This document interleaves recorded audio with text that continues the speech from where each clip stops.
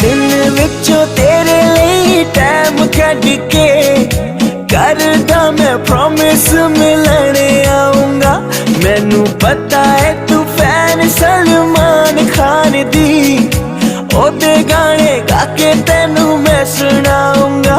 होवा डेट ते ना लेट, गल सिद्धी करा स्ट्रेट। होवा डेट ते ना लेट, गल सिद्धी करा स्ट्रेट।